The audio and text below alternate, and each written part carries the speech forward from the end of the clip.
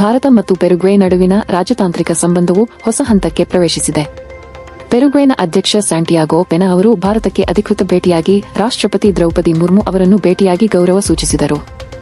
ಈ ವೇಳೆ ನಡೆದ ಮಾತುಕತೆಗಳಲ್ಲಿ ಹಲವು ಪ್ರಮುಖ ವಿಷಯಗಳು ಚರ್ಚೆಗೆ ಬಂದವು.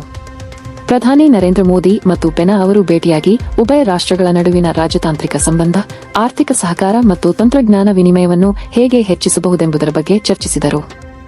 ಜಮ್ಮು ಕಾಶ್ಮೀರದ ಪಹಲ್ಗಾನ್ನಲ್ಲಿ ನಡೆದ ಉಗ್ರ ದಾಳಿಯನ್ನು ಅವರು ತೀವ್ರವಾಗಿ ಖಂಡಿಸಿದರು. ಭಯೋತ್ಪಾದನೆ ವಿರುದ್ಧ ಒಗ್ಗಟ್ಟಿನಿಂದ ಹೋರಾಟ ಮಾಡಲು ಉಭಯ ರಾಷ್ಟ್ರಗಳು ಬದ್ಧತೆಯನ್ನು ವ್ಯಕ್ತಪಡಿಸಿದವು. ಈ ಭೇಟಿಯಲ್ಲಿ ಪರಿಸರ ಸ್ನೇಹಿ ಇಂಧನ ಕ್ಷೇತ್ರದಲ್ಲಿ ಸಹಕಾರ, ಹಸಿರು ಇಂಧನ, ಹೈಡ್ರೋಜನ್ ಮತ್ತು ಜೈವ ಇಂಧನದ ವಲಯಗಳಲ್ಲಿ ಭಾರತ ಮತ್ತು ಪೆರುಗ್ವೆ ಒಂದಾಗಿ ಕೆಲಸ ಮಾಡುವ ನಿರ್ಧಾರ ತೆಗೆದುಕೊಂಡವು. ಇದರಿಂದ ಪರಿಸರ ಸ್ನೇಹಿ ಅಭಿವೃದ್ಧಿಗೆ ಉತ್ತೇಜನ ದೊರೆಯಲಿದೆ. ಪ್ರಧಾನಿ ಮೋದಿ ಅವರು ಭಾರತವು ದಕ್ಷಿಣ ಅಮೆರಿಕದ ವ್ಯಾಪಾರ ಸಂಘಟನೆ ಮರ್ಕೊಸೂರ್ ಮೂಲಕ ವ್ಯಾಪಾರ ಸಂಬಂಧ ವಿಸ್ತರಿಸಲು ಉತ್ಸುಕವಾಗಿದೆ ಎಂದು ತಿಳಿಸಿದರು. ಪೆರುಗ್ವೆ ಮರ್ಕೊಸೂರ್ ಸಂಘಟನೆಯ ಸದಸ್ಯ ದೇಶವಾಗಿರುವುದರಿಂದ ಈ ಸಂಪರ್ಕ ಭಾರತಕ್ಕೆ ಹೊಸ ವ್ಯಾಪಾರ ದಾರಿಗಳನ್ನು ತೆರೆದುಕೊಳ್ಳಲಿದೆ. ಇದೇ ವೇಳೆ ಕೃಷಿ, ಶಿಕ್ಷಣ, ಆರೋಗ್ಯ, ತಂತ್ರಜ್ಞಾನ ಮತ್ತು ಕ್ರೀಡೆ ಸೇರಿದಂತೆ ಹಲವಾರು ಕ್ಷೇತ್ರಗಳಲ್ಲಿ ಸಹಕಾರ ಹೆಚ್ಚಿಸಲು ಉಭಯ ದೇಶಗಳು ಒಪ್ಪಿಕೊಂಡವು. ಈ ಭೇಟಿಯು ಭಾರತ ಪೆರುಗ್ವೆ ಸಂಬಂಧವನ್ನು ಹೊಸ ಶಕ್ತಿಯಿಂದ ಮುನ್ನಡೆಸಲಿದೆ ಎಂದು ವರದಿಯಾಗಿದೆ.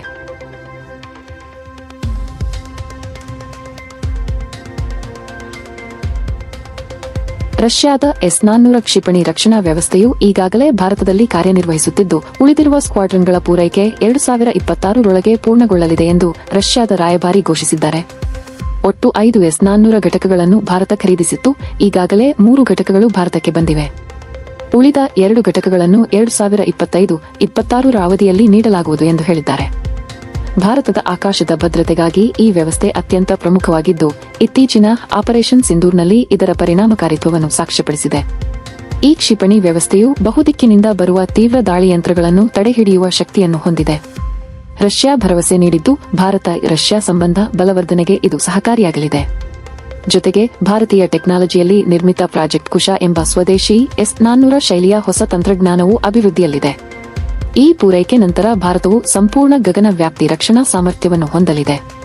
ಉನ್ನತ ಮಟ್ಟದ ತಂತ್ರಜ್ಞಾನ ಮತ್ತು ದಿಟ್ಟ ಮಿಲಿಟರಿ ಕ್ರಮಗಳಲ್ಲಿ ಇದು ಭಾರತಕ್ಕೆ ದೊಡ್ಡ ಗುರಿ.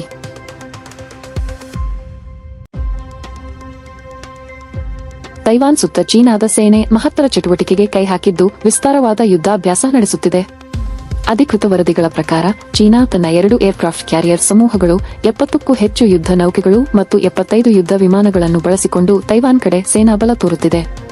ತೈವಾನ್ ಸೇನೆ ಇದೇ ಬೆಳವಣಿಗೆಯನ್ನು ಗಂಭೀರವಾಗಿ ಪರಿಗಣಿಸಿದ್ದು, ಕಳೆದ ಕೆಲ ದಿನಗಳಲ್ಲಿ ಚೀನಾ ನಡೆಸಿದ ದಾಳಿ ತೋರುವ ಯುದ್ಧಾಭ್ಯಾಸಗಳು ಕೇವಲ ತರಬೇತಿಗೆ ಮಾತ್ರವಲ್ಲ, ಆಕ್ರಮಣದ ಸಣ್ಣ ನಕ್ಷೆ ಎಂದು ಎಚ್ಚರಿಸಿದೆ. ಇದಲ್ಲದೆ ತೈವಾನ್ ಸುತ್ತಲಿನ ವಾಯು ರಕ್ಷಣಾ ಝೋನ್ಗೆ ಚೀನಾ ತನ್ನ ಯುದ್ಧ ವಿಮಾನಗಳನ್ನು ಪ್ರವೇಶಿಸುತ್ತಿದೆ ಎಂಬುದು ದೃಢಪಟ್ಟಿದೆ. ಈ ಘಟನೆಗಳು ಪ್ರದೇಶದಲ್ಲಿ ಉದ್ವಿಗ್ನತೆಯನ್ನು ಹೆಚ್ಚಿಸುತ್ತಿವೆ.